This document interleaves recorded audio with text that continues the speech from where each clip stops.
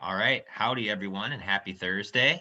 Mr. Plog here, and we're currently filming at the apartment.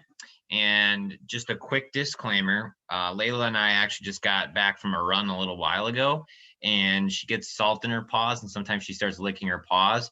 So if you hear a weird sound in the background and you can't put your finger on what it is, it's probably her right now.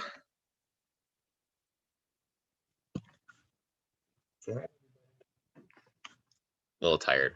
Okay, well, we're going to pick up today talking about ancient Carthage. Now, we started yesterday when we went through our notes talking about the Punic Wars. And when we talked about Carthage, that was the word that the Romans used to describe them was Punic. And it sounds really weird because it doesn't sound anything like the name Carthage, right? But it actually starts in early history for them because the people that settled Carthage were known as Phoenician people, which the Romans called Phoenici or Punici. And then that would be translated to Punic. So that's where we get the name. Your book doesn't do a very good job talking about Carthage, nor does history really ever take a lot of time to talk about it as a city. It's more so the big boy that lost, and then it's what allows Rome to be the supreme power of the Mediterranean. And that's basically where the story ends in almost all traditional history classes. And I don't think that's very fair. First of all, it actually takes away from Rome's accomplishment of beating them by not giving them a fair shake. But then, secondly, Carthage was like the dominant power in all the Mediterranean for like 400 years. So to gloss over that, I think we're missing out on a huge part of just world history in general and what the narrative actually was of the time. So we're going to talk about Carthage. Let's get into our Google Classroom. Look at your warm up for today. And then we'll go through what I want to talk about today. So into classwork, today's date would be, let's see, it's Thursday. When you're filming on a different day, it's kind of hard to keep it straight, you know? So there's your exit ticket. And the warm-up, I guess I don't have that written down yet. It's going to be a multiple choice question, and it's going to be based off of the notes that we took yesterday. So if you haven't done that, go check it out. It'll be there when you see it. Okay, so I actually got most of the information that I'm going to tell you about from this YouTube video right here. It's really, really, really interesting. I'm going to put it on as an optional link for you to watch, but I'll just give you the cliff notes or the most important parts. So I brought up Phoenicians before, and let's take a look at where Phoenicia was. Now, of course, Phoenicians are a group of people. It's not an actual place. So where they're located are going to be in different city names. But as you can see, it's over here in the Middle East. This is actually in Jordan and modern day Lebanon, and even part of modern day Israel. So Rome would be right here, and then we have ancient Greece. Athens is right here, Sparta's right here. Okay, just to give you a little context as to where we are. And the Phoenicians, because of their location on the coast, they were great shipbuilders and great traders, right? Much like what we saw with Athens. They take what they've got, they adapt to it, and then that's how they excel, right? Well, they're going to excel more than most. And it's because they put total emphasis on trade and making money that way. And when you're successful, one of the things that you want to do is to expand. Now, there's some stories that there were invaders that had them leave their homes to go here. And then there's others that just say they were so successful, they wanted to set up more outposts. Believe what you want, but an outpost is set up in all of these different areas that you see. These are the main ones that are located on the coast here, but in reality, there was like 300. These are just the most successful ones. Now, Carthage in Phoenician actually is pronounced Karth Hatzat, which is very loosely translated. We've anglicized it and turned it into the name Carthage. It actually just means new city. So I'm glad we call it Carthage because new city is kind of a lame name, honestly. But the reason that Carthage became so successful is its location, right? It's right by this rising Rome. It can still very easily trade with Greece, and it's able to trade with the Egyptians who are down here. And even these areas that are starting to develop, like this would be Spain later on, right? So Carthage's central location is really, really, really going to help it out. People want to stop there as a midpoint rather than having to, go from, let's say, from Tangis all the way over here to Tyre, Sidon, or Byblos, right?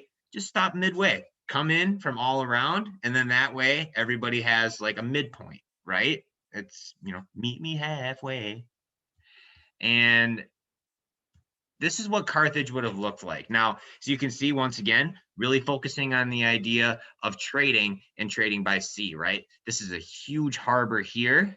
You can see that we have the palace that's going to be up on a hill, but there's also some recreational facilities here. You've got a recreational facility right here. And then I think this is also a school. But here's the one thing I want to show about Carthage is how organized it was. The city is built on like a grid system. You can see it, right? I mean, this is a perfect example right here. Everything is symmetrical. It's the same on one side as on the other. And that shows not only the idea of math and good building techniques, but it also shows very high organization, which you need to be somebody who's constantly trading all the time, right? You need to be an organized person to be able to make that successful. And they translated that to what Carthage became. Now, eventually, I mean, short version of the story, trade was successful, but there was another thing that really helped out Carthage, and that was Tyre. Now, in the beginning, the city of Tyre, the Phoenician city, was like the biggest city. It was like the big trade hub, super powerful, and everybody wanted to go there. They get invaded. And even though they end up winning, it takes them 13 years to do it. And by then they're shot, right? Kind of like what we talked about with Athens and Sparta. Even though Sparta did win the Peloponnesian War, they still were really beat down, right? It's the same thing with Tyre. They just weren't the same after that. So then Carthage kind of took that torch because they were so far away, they weren't affected by this invasion at all. Now, obviously, with trade, and you're making trade ships, you're going to have to protect them, right? I mean, you could hope that nobody is going to do anything to hurt your trade vessels, but guess what? If people find an opening and they want to get rich, there are some people that are going to take advantage of that. So the Carthaginians end up creating these awesome warships. Now, this actually is a Roman version of it. You can actually see the Roman flag up here, because I know some of you are going to comment to me on that and say, Mr. Paul, that's the Roman flag. Well, they actually took their shipbuilding ideas from the Carthaginians, which we'll learn about that when we do our reading. But here's a Carthaginian ship. Looks a lot like a Greek trireme, right? Well, they came in contact with the Greeks a lot, so it makes sense that they would take some of their building ideas. Now, of course, these vessels, their main weapon was ramming into stuff, right? So they have these fronts and backs here that have an extended point go through what they're trying to get after. Another interesting thing. The heck is this? It's called a corvus. And the Romans are going to take this to a whole new level once they get these shipbuilding ideas. This is a bridge that you would get close enough to a ship and then you would drop the rope, usually by cutting it. And this little spike down on the bottom would hopefully smash into the deck of the ship. And the hope is that once it was locked in there, your soldiers could run across the bridge and then take the other ship. And if it wasn't damaged enough, you would get to keep that ship, right? So this was really, really effective. The Carthaginians started it, but the Romans, because they're a way better land army, it allows them to use that land advantage at sea. Super cool stuff. Okay. So eventually, Carthage becomes the richest, most powerful city in the entire world. And as we talked about yesterday, they and Rome, being where they're located, end up getting quite a rivalry, right? They're like less than 200 miles away from one another. Now, the first Punic War is going to take like 20 some years, and Rome will end up being the victor, and it's over Sicily, right? When we get started next week talking about the second and third Punic Wars, we're going to talk about a guy named Hannibal.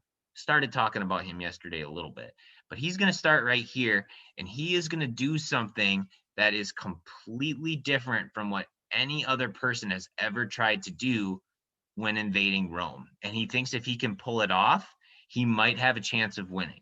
Now, coolest thing is he's bringing elephants because he's coming from Africa, so he can take some elephants. But it's where he takes those elephants that makes him like a legend. But we'll get to that on Monday. All right, your exit ticket. That I do have written down, by the way. So I want you to read pages 90 to 93. Okay, short reading, 4 questions. Some of it we answered in here, some of it we didn't. All these are in order, like in how they're answered. And with 4 pages of reading, we'll cut it off here. And then just make sure that you take your weekly assessment when it gets posted at 3. All right, ladies and gentlemen, have yourselves a wonderful rest of your day, and I guess technically weekend. And I will see you on Monday. Make good choices.